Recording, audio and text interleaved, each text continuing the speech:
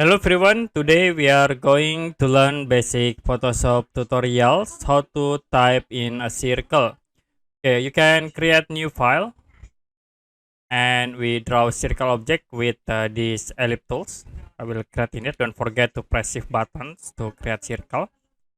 And in here for fill I will set into none. Now if you want to type in a circle, you can click on the text icon and then sort the cursor into the circle until you see the icons like this, and you can click. Now you can start typing in circle. Like I will set type into Pasukat channel. You also can increase the text height in here. Like I will set into 100, and if you done, you can click OK. Now if you want to move these text objects, we can use these tools, path select tools. You can select on text object, click, hold, and then you can move like this. You can set outside or you can set into inside.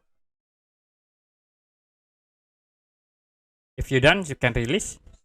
And that's it, how to type in circle in Photoshop.